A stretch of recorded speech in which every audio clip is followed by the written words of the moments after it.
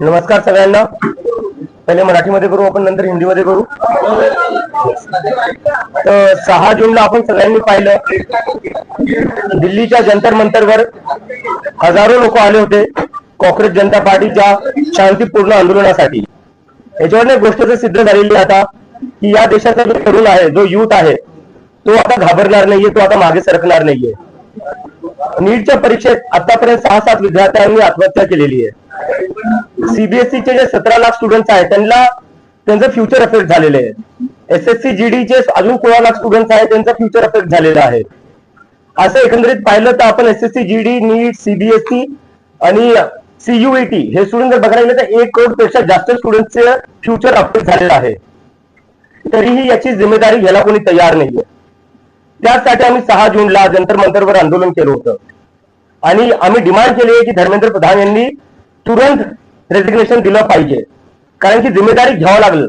देशातले 5-6 स्टुडंट जे उद्या जाऊन डॉक्टर बनले असते, ज्यांनी दुसऱ्यांचे प्राण वाचवले असते, आज त्यांना त्यांचा जीव द्यावा लागलाय. कशामुळे? सिस्टमच्या फेलियरमुळे. तर याची जिम्मेदारी कोणतरी घेतली पाहिजे. त्यासाठी आम्ही सांगितलेलं की धर्मेंद्र प्रधान यांनी शनिवारपर्यंत राजीनामा दिला पाहिजे. राजीनामा जर नाही झाला तर आम्ही देशव्यापी आंदोलन सुरू करणार आहे आणि त्याची सुरुवात उद्या पुण्यापासून सुरू होणार आहे. पुण्यात उद्या 4 वाजता आम्ही आमच्या शांतीपूर्ण प्रोटेस्ट करणार आहे आणि त्यानंतर आम्ही लखनौ, अमृतसर, जयपूर, बँगलोर इथेही आम्ही प्रोटेस्ट करणार आहे. तर आमची परत एकदा विनंती आहे की तुम्ही काही करून जिम्मेदारी घ्या, नैतिक जिम्मेदारी घ्या. तुमच्यामुळे स्टुडंट आत्महत्या करतायत, लाखो करोडो स्टुडंटचं भविष्य बर्बाद होते. तुमच्यामुळे सगळं वाटोळ होऊ लागलं स्टुडंटचं. याची कोणीतरी जिम्मेदारी घ्यायला पाहिजे. देशात आज अकाउंटेबिलिटी राहिली कुठे? स्टुडंट ओरडू लागले, थकून चालले, पेपर लीक होऊ लागले, सर्व्हर डाऊन होऊ लागले. कोण जिम्मेदारी घेणार याची आणि कधीपर्यंत असं चालणार आहे? ते आमची परत एकदा मागणी आहे की धर्मेंद्र प्रधान यांनी त्वरित राजीनामा दिला पाहिजे आणि जर ते राजीनामा नाही देणार तर देशव्यापी आंदोलन होईल. आणि त्यानंतर 20 तारखेला देशव्यापी सगळ्याच जागी मी स्वतः जाऊन प्रोटेस्ट करेल आणि तिथे जाऊन लोकांना आवाहन करेल की सगळ्यांनी दिल्लीला या. जर धर्मेंद्र प्रधान यांचा राजीनामा नाही झाला तर 20 तारखेला दिल्ली येथे सगळ्या देशातला तरुण येईल आणि धर्मेंद्र प्रधानचा राजीनामा घेतल्याशिवाय वापस जाणार नाही. धन्यवाद.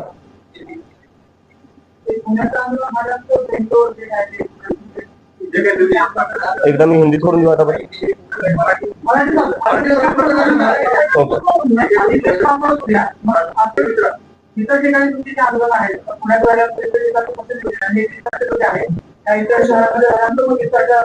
बरोबर. नाही, आमचं नियोजन चालू आहे. आम्ही जिकडे आमच्या टीम्स आहेत, आम्ही कोऑर्डिनेट करतोय आणि पुढच्या काही दिवसात आम्ही तिकडे आंदोलन करणार आहे. आणि कॉन्टॅक्टने आम्हाला राजीनामा पाहिजे. कॉन्टॅक्टचं आम्ही काय करणार? नाही. डायलॉग एकच झाला, आमचे अकाउंट बंद केले, आमचे सोशल मीडिया हॅक केले. ते नसते केले तर मला अमेरिकेवर याची गरज पडली नसती.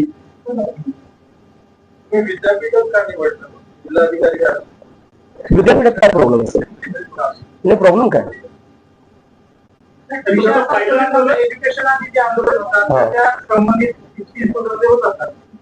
सर मला काय वाटतं ना, कुठं आंदोलन करतोय, कुठं करतोय हा प्रश्न आहे का सर?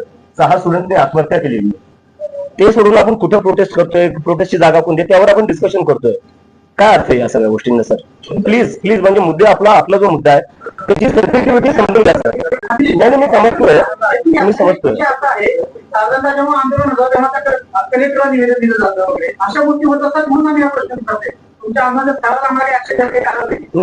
बरोबर, परमिशन भेटलेली आहे, तिथे काही प्रॉब्लेम नाहीये.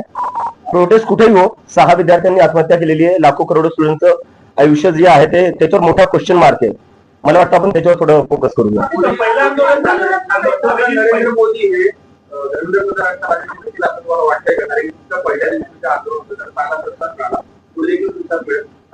मला असं वाटतं जर ते रशिया युक्रेनचं वॉर थांबवू शकतात तर राजीनामा ते घेऊ शकतात.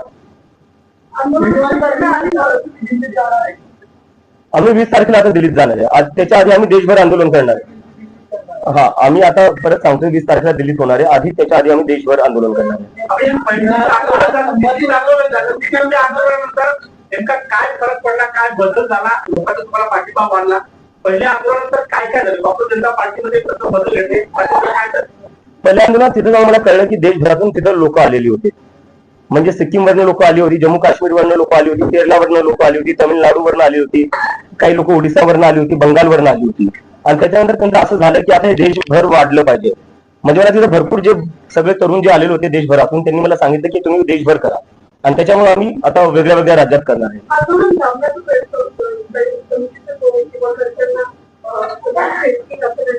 म्हणजे हे तर चालूच आहे, माझ्या घरच्यांना धमक्या भेटताच आहेत, ते चालूच आहे. आणि मला आता सोशल मीडियावर आता म्हणजे इथे येण्याआधी मला म्हणले तू ये प्रेस कॉन्फरन्सला, आम्ही कॉक्रोच मारण्यासाठी हिट घेऊन ठेवलेला आहे. तर अशा प्रकारच्या धमक्या चालू आहेत. आता म्हणजे मला कळत नाही की अजून सरकारला कशाची वाट बघते. स्टुडंट्स आत्महत्या करताय, 1 करोडपेक्षा जास्त स्टुडंटचं फ्युचर अफेक्टेड झालेलं आहे. अजून म्हणजे काय करावं लागणार आहे सिरियस व्हायला तुम्हाला? म्हणजे सिरियस कुठं ना कुठं व्हावंच लागणार आहे. घेत नाही, दॅट इज अब्सोल्युटली राईट. नाही, मी एक गोष्ट क्लिअर करू शकतो की कॉक्रोच जनता पार्टी सोबत कोणीही असोसिएटेड नसणारी कुठलीही पॉलिटिकल पार्टी आम्ही कोणाला इन्व्हॉल्व्ह होऊ नये देणार आहे. बट कुठल्याही पार्टीला जर स्टुडंट्सच्या मुद्द्यावर आम्हाला समर्थन द्यायचं आहे, युवकांच्या बेरोजगारीच्या मुद्द्यावर आम्हाला समर्थन द्यायचं आहे, ते आम्हाला समर्थन देऊ शकतात. कारण की जर तुम्हाला युवकांच्या मुद्द्यांवर राजकारण करायचं आहे, आमच्या मागण्यांना तुम्हाला समर्थन करायचं आहे, यू आर वेलकम.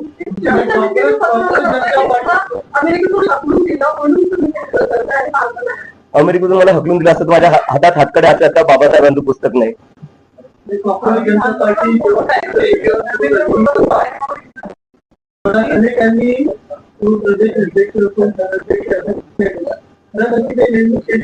अशी काही नेमणूक नाही झाली, पण लोकांची एक्साइटमेंट आहे, त्यांचं ते एनर्जी आहे, पॅशन आहे, ते स्वतःहून काही काही करू बघायला बघतायत.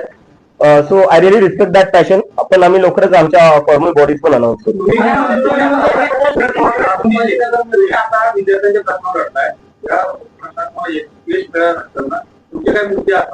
तर आधी हा प्रश्न सुटला तर आपण पुढचा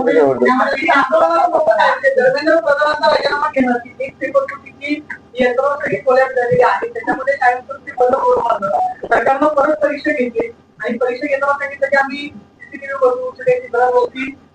हवाई रस्ते जे आहे ते काढून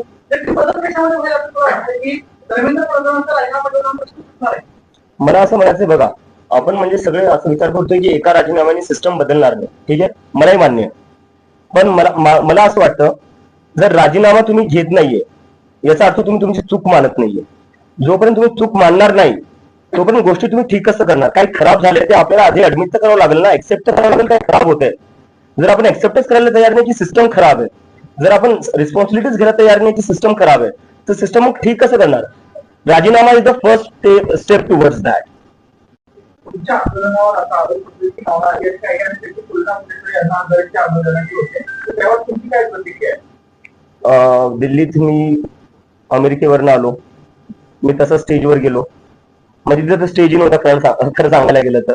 सगळे लोक स्वतःहून आले होते, काय पैसे देऊन आणलेले होते, तुम्ही पाहिलं असेल. मी कुठून काय करणार आहे? मी तर स्वतः एक स्टुडंट होतो अमेरिकेत. तर हे सगळे जे आहे ना म्हणजे डिस्ट्रॅक्ट करायच्या गोष्टी चालू आहे. मला वाटतं जे लोक असे आरोप लावतायत त्यापेक्षा जर तुम्ही खरंच जर स्टुडंट्सचे प्रॉब्लेम सॉल्व्ह केले असते, नीट पेपर फुटी जी झाली त्याच्यावर थोडं लक्ष दिलं असतं, सीबीएसई मध्ये जे झालं त्याच्यावर लक्ष दिलं असतं, तर आम्हाला हे सगळं करायची गरजच पडली नसती. दिल्लीमध्ये आंदोलन करताना तुम्हाला देशातल्या इतर अनेकांनी पाठिंबा दिला ते तुमच्यासोबत झालेले होते. पुण्यामध्ये आंदोलन करताना असे पुण्याचे कोणते घटक आहेत, कोणते व्यक्ती आहेत ते तुमच्या आंदोलनाला तुम्हाला सपोर्ट देण्यासाठी आलेले आहेत? आता आंदोलनाचा आयोजक करताना कोणाचंच कॉन्टॅक्ट करतात, कोणाची चर्चा करतात, मंडळी कोण आहे ते तुमच्या?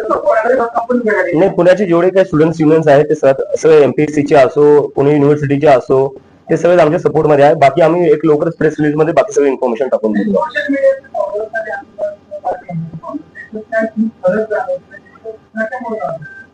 सर नाही, पहिले जेव्हा हे सुरू झालं होतं 15 तारखेला, 15 मे ला सुरू झालं होतं कॉक्रोच जनता पार्टी, तेव्हा भरपूर लोक बोलत होते की हे सोशल मीडिया पुरतं राहणारे, जमिनीवर कोणी येणार नाही. आपण 6 जूनला पाहिलं जमिनीवर काय झालं, पूर्ण जंतर मंतर भरलेलं होतं. तर या याच्यात कोणी मिसअंडरस्टँडिंग मध्ये राहू नये की हे आंदोलन जमिनीवर चालणार नाही. मला वाटते 6 तारखेला तरुणांनी दाखवून दिलं.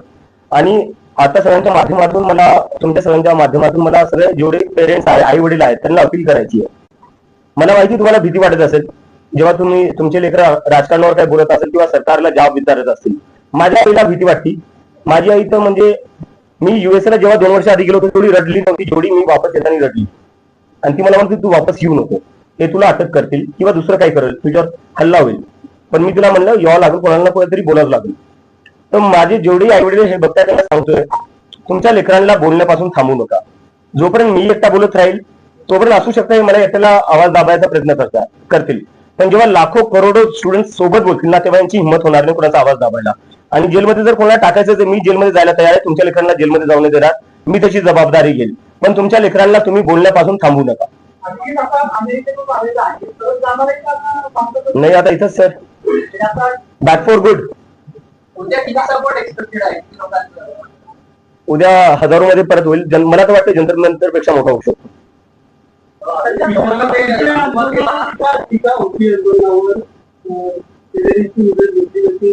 कशाची कशाची आज पत्र देखील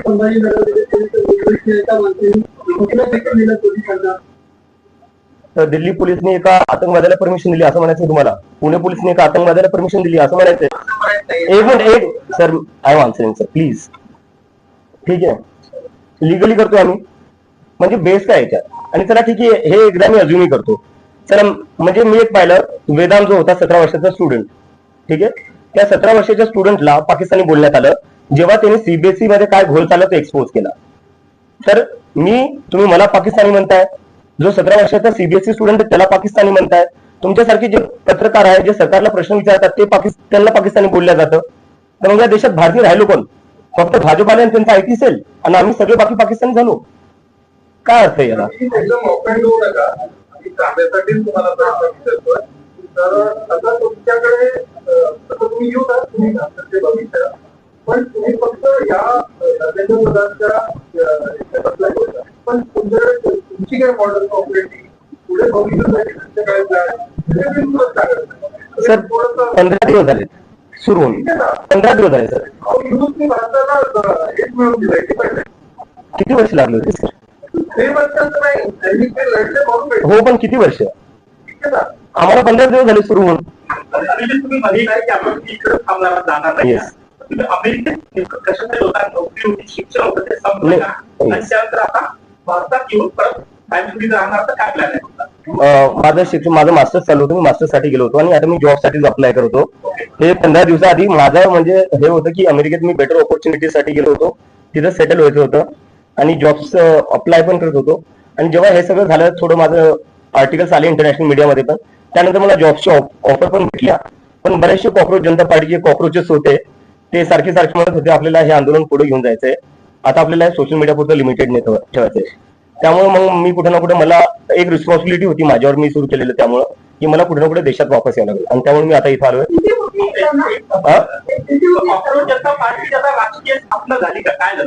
नाही, ही एक मुवमेंट आहे सर, ही एक मुवमेंट आहे.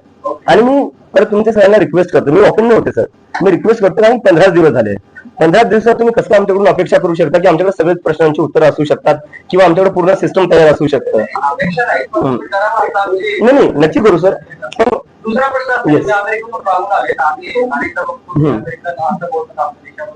वेगवेगळ्या चर्चा होतात, खरं नागरिकांना काय विचार करतो? नाही, तसा तर म्हणजे नेमका विचार नाही, भारताबद्दल चर्चा होती कारण की अमेरिकेत बघायला गेलं, अमेरिकेची जी आयटी, हा खूप चांगला प्रश्न विचारला, याच्यावरून मला आठवलं. अमेरिकेची जी आयटी आहे, आयटी इंडस्ट्री, ते सगळे भारतीय चालवतात. सिलिकॉन व्हॅली जी आहे तिथे सगळ्या मोठ्या पोझिशन्सवर सगळे भारतीय आहेत. अमेरिकेत जर हायेस्ट पेइंग कम्युनिटी कोणती आहे ती भारतीय आहे. तर असं नाही की आपल्या देशात टॅलेंट नाहीये, आपल्या देशात खूप टॅलेंट आहे. आपल्या देशात टॅलेंट इतकं आहे की युरोप असो का अमेरिका, तिथे सगळ्यात हायेस्ट पेइंग जॉब्स जे आहे ते भारतीय ना भेटतात. पण आपल्या देशात काय होत आहे, आपल्या देशात ती ऑपॉर्च्युनिटी आणि प्लॅटफॉर्म का नाही भेटत आहे जो बाहेर देशात भेटतोय?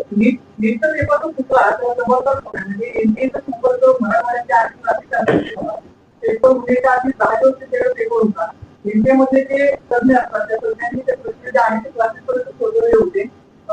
हे नक्की गरजी कशी झाली? जे सरकारचे सिनियर आहे की इंडियामध्ये याच्यामध्ये तुमचे आहे त्याच्यामुळे एनडीएच्या कर्मचारी आणखी कारवाई. सरकारच्या आपल्या लोकांशिवाय कोणतीच गोष्ट लीक नाही होऊ शकत. आणि मला वाटतं त्यामुळे एज्युकेशन मंत्रालयात थोड्या दिवसाआधी आग लागली होती. आता मला आता निघायचे हिंदीमध्ये मी करतो. शिक्षण घेतलंय, समजा एज्युकेशन पाहिली ती पाहिली, काय बदल व्हायला पाहिजे, काय झालं पाहिजे, काय सर त्याच्यावर आपण नंतर बोलू. आता आपण मुद्द्यावर नाही, मला एकदा आता हिंदी मी हिंदीत बोलतोय. मला